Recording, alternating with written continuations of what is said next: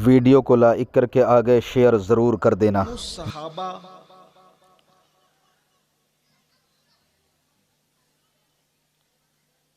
सालारे सहाबा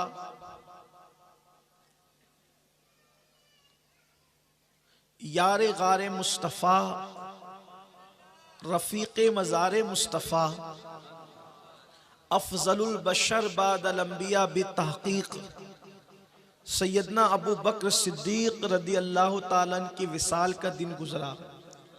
तो एक उन्वान तो सैयदना सिद्दीक़ अकबर रदी अल्लाह ताला अन्हु की ज़ात है और दूसरा साथ में खातिमुल विलायत फातह खैबर इमामुल औलिया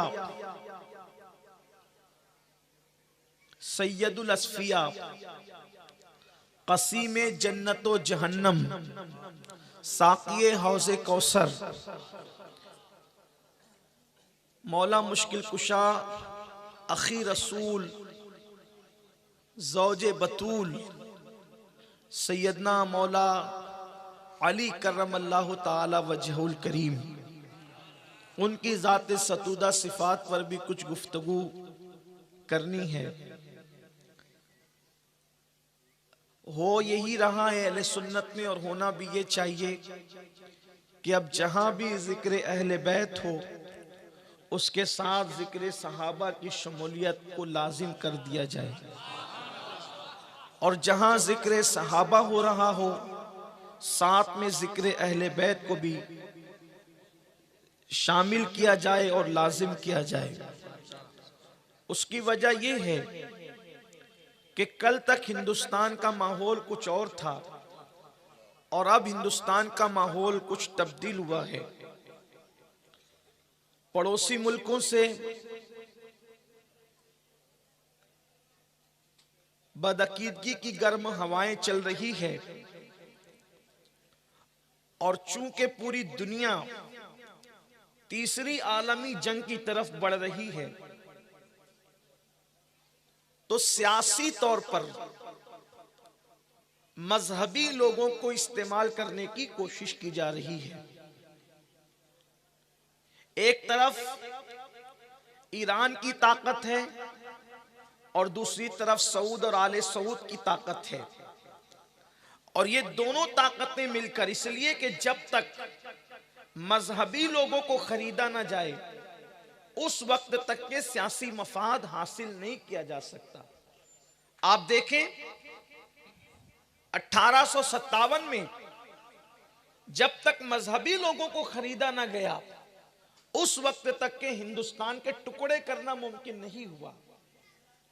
हालांकि हिंदुस्तान के टुकड़े करने के लिए ताकत काफी थी, लेकिन ताकत का इस्तेमाल कर करके थक जाते हैं जब लोग, तब मजहबी लोगों को आले कार बनाते हैं और फिर हिंदुस्तान के टुकड़े किए गए, मौलवियों को खरीदा गया और फिर ऐसी ऐसी बातें उनसे लिखवाई गई जिसका जिक्र आप अक्सर जलसों में सुनते रहते हैं कि कभी ये कहा गया कि नबी हमारी तरह बशर है, कभी ये कहा गया कि उनको दीवार के पीछे की खबर नहीं है, कभी ये कहा गया कि उनका इल्म तो बच्चों से भी बच्चों के बराबर है, पागलों के बराबर है। इस तरीके की बातें माज़अल्लाह बकी गई जो किताबों के अंदर मौजूद है, बरसों से आप सुन रहे हैं। आज मैंने उसका कोई जिक्र नहीं करना।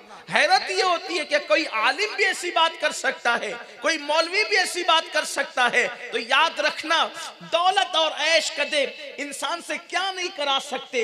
इसलिए कि अकबर के दरबार में जो अकबर की हर गुमराही पर लब्बैक आमन्ना और सद्दकना कह रहे थे, वो कोई छोटे मोटे लोग नहीं थे, वो बहुत बड़े बड़े मुफस्सिरीन कुरान थे जो अकबर की हर गलत चीज की ताबीर और तशरीह करने के लिए सिर्फ चमचागिरी में दौलत की बुनियाद पर, ऐश इशरत की बुनियाद पर जो है इस तरीके से उसकी गुमराही को जो है माज़अल्लाह मजीद बढ़ाते जा रहे थे। लेकिन ये कुदरत का कानून है, ये सुन्नत इलाहिया है। अगर पैसों पे बिकने वाले कहीं पर बिक करके गुमराही को फरोग देते हैं, अल्लाह अकबर, फैजी जैसे लोग अगर अकबर की गुमराही के अंदर जो है बढ़ोतरी करते हैं, तो वहीं पर अल्लाह उस दौर में हजरत सैयदना मुजद्दिद अल्फसानी शेख अहमद सरहिंदी जैसे लोगों को पैदा करता है।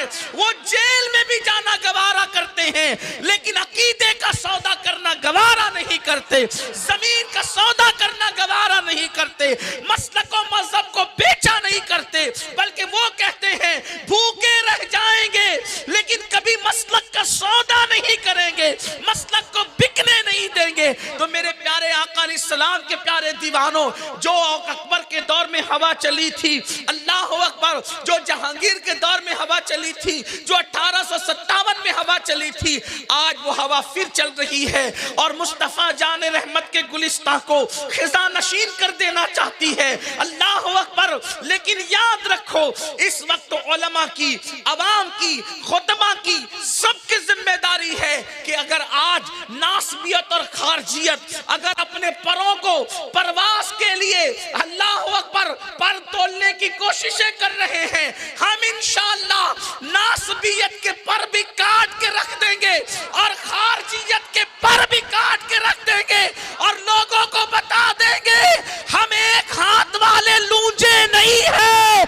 अल्लाह ने हमें 2 हाथ अता किए, एक हाथ में अहले बैत का दामन है, दूसरे हाथ में सहाबा का दामन है। नारे तकबीर, नारे रिसालत, जश्ने सारारे सहाबा, अज़मते अहले बैत। वाह वाह, ना सुभान हम अल्लाह। एक हाथ वाले हैं, ना हम एक आंख वाले हैं, हमारी आंखें भी 2 हैं, हमारे हाथ भी 2 हैं। एक हाथ में अहले बैत का दामन है और दूसरे हाथ में सहाबा का दामन है। इस्लाम की एक आंख सहाबा किराम के साथ है और दूसरी आंख अहले बैत अतहार के साथ है। इसीलिए हमारे इमाम ने कहा अहले सुन्नत का है बेड़ा पार।